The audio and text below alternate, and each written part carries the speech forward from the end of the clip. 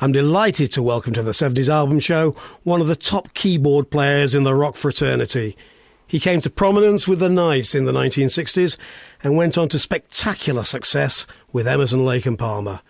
He released 5 studio albums with the Nice, a further 10 with Emerson, Lake and Palmer, and not forgetting Emerson, Lake and Powell in 86, and I've counted another 17 solo albums, but I might be wrong, give or take. I refer to Keith Emerson. Keith, welcome to the 70s Album Show. Thank you, Barry. Thank you for inviting me. Is it 17 solo albums? Am I right on that? I really don't know. There's probably several more on standby, but I've also done about 5 film scores, that they're included there somewhere. Not content with what you've done in the past, you're putting out a new album tomorrow, I gather. Tell us about it. Well, yes. Well, first of all, I started with, I suppose, what I used to call in the late 60s as mixed media, working with orchestras and combining group and orchestra, actually. More or less the same time, the late John Lord was doing exactly the same thing with his concerto for group and orchestra. Indeed.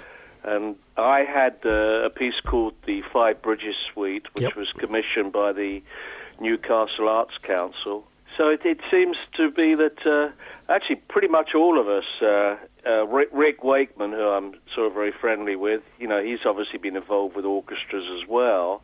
You know, I think the last time I tried to successfully amalgamate group and orchestra was with ELP, and we handpicked an orchestra to tour America. But it was financially a disaster, but artistically wonderful. You know, I sort of thought, well, I've done that, and I moved into doing film music, mainly because the film company pays for the orchestra, so that I was able to sort of make myself artistically happy by getting into film scores.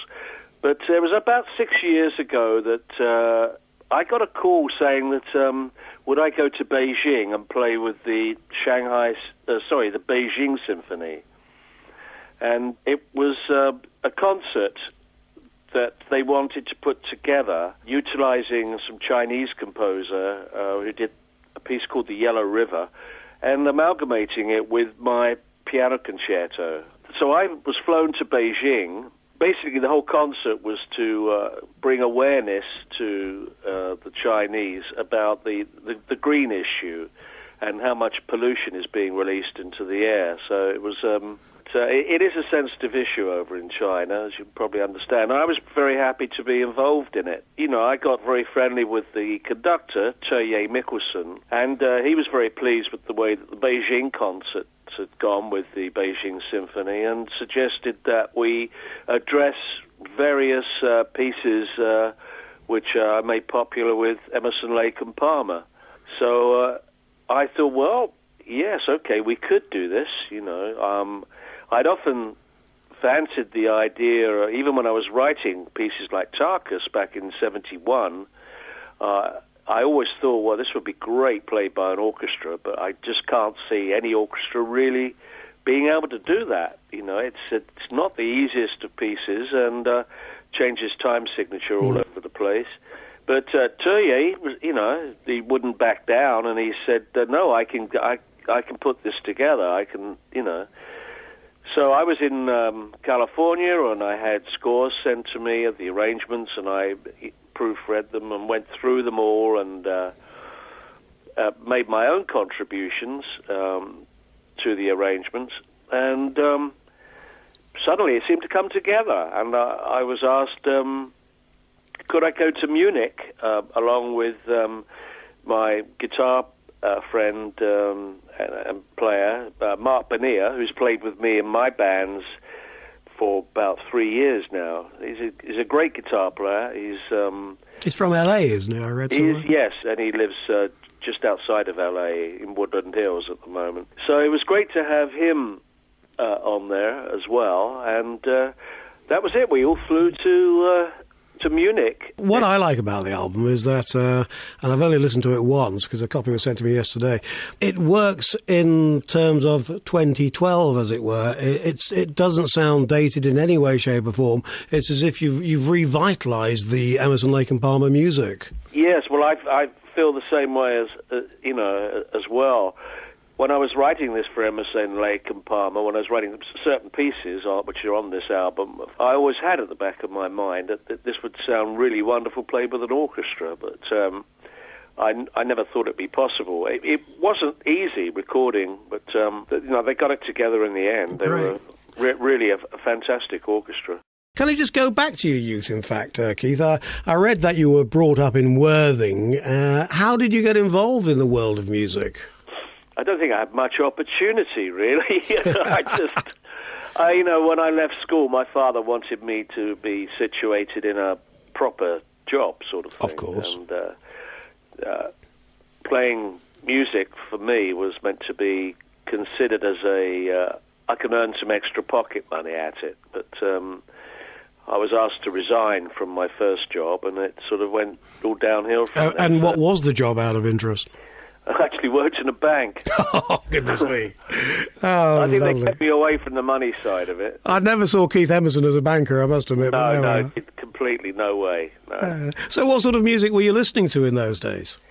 I was pretty much into jazz. I had a small jazz trio, and but was playing so many horrible pianos, I saved up and bought myself a Hammond organ, and it sort of took off after that. First band I joined was a local band which were doing very well in London. They played the Windsor Jazz and Blues Festival, a band called Gary Farr and the T-Bones. Gary Farr was the son of Tommy Farr, the boxer. All right. The only guy English guy that had gone 15 rounds with Joe Louis. Mm.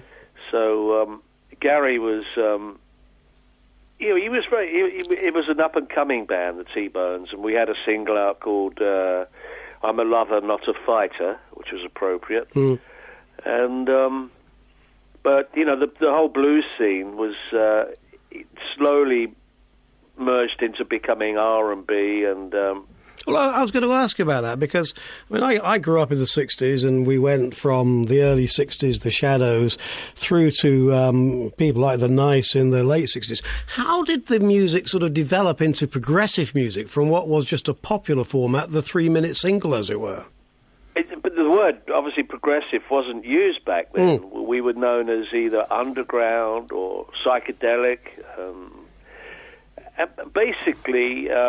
it was a bit like Jack Kerouac on the road. It was the first of the Beatles, and the fact that you had happenings and things.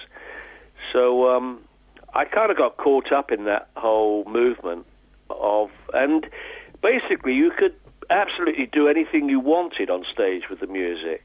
You put a bit of classical music here, a bit of folk music here.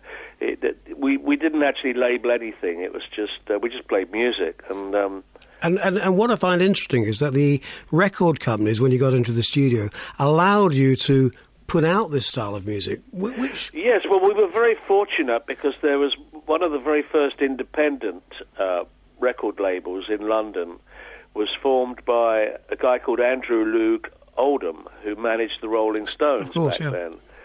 And his idea was that he wanted me and the Nice to go into a studio and not do any cover versions of anything.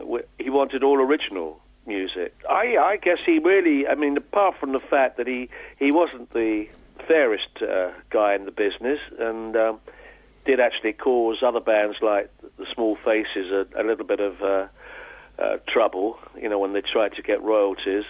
And the same thing happened with me, but at least he put us on the map. You were successful with the Nice. Obviously you started...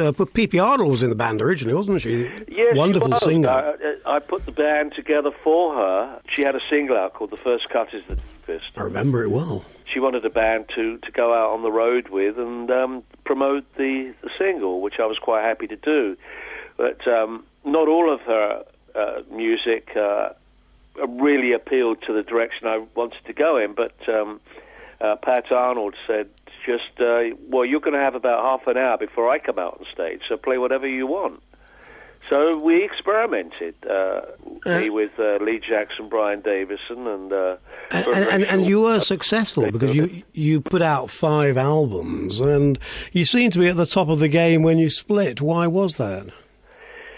Well, it was difficult in the way that I was seeing there was a complete change in singles in the record industry, and the focus on singing and really good singers was of prime importance. And I was writing kind of tunes, real songs.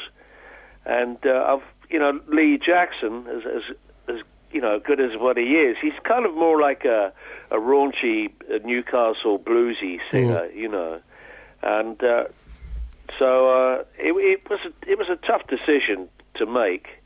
And I heard Greg Lake.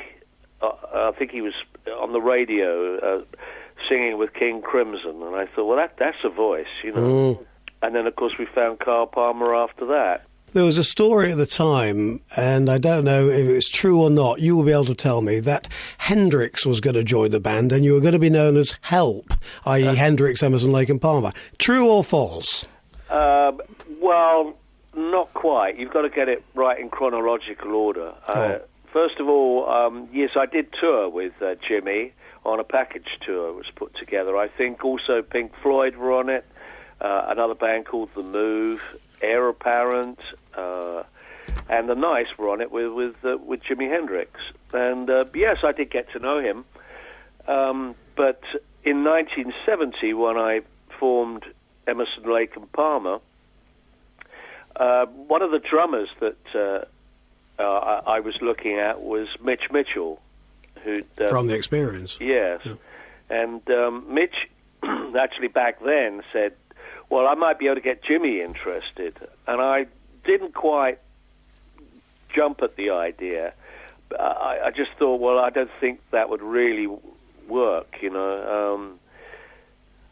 I had a lot of my own ideas. And the fact is that Jimmy was so loud, I don't think you'd have heard any keyboards above.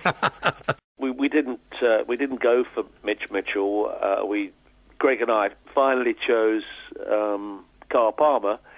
But then the story came out that it had been suggested that Jimmy joined, but that's after we'd already formed the name of Emerson, Lake and Palmer, ELP. Yeah. So, ignoring the chronological order of things, I think it was some journalist that sort of speculated, well, it could have been Help, You obviously had incredible success with Emerson, Lake and Palmer. You had 6 top 5 albums. Tarka's made #1, in fact. What sort of pressure did that put on you as a band to continue at that level? I don't think it really put any particular pressure on us, although we really did tour extensively, and that was pretty exhausting because we just generally didn't see our families growing up. Being away 10 weeks at a time, or even 6 months, it was pretty tough going. Mm-hmm. The other thing, of course, that I think which helped to lighten things up was that we weren't really known as a singles band. We were an album band, and I think that's really what appealed mainly to the male audiences. I can't really remember seeing too many females in an ELP audience at all, which was rather sad. You obviously played together in 2010 in London. Is it likely that you would play together again in the future? I don't think that's... I mean, I would definitely consider it, but somehow I don't think it'll actually work. I mean, number one, I'm so keen on pursuing the project which is out now. I wish you well with the new album, which is called...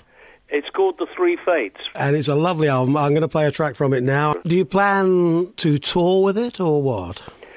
I'm not sure if it would be feasible to actually tour. I think the idea is to utilize different orchestras in major cities, and then in between our tour with my own band, which is it's not Emerson, Lake and Palmer, of course. It's it'll be Mark Bonilla and Troy on drums, and I've got several bass players which I use. I hope it works well for you. I hope we get the opportunity to see you touring with it. All the very best for the future, and thanks for the music over the years. Keith Emerson, ladies and gentlemen. Thanks very much indeed, Keith. Thank you, Barry. Cheers. Bye.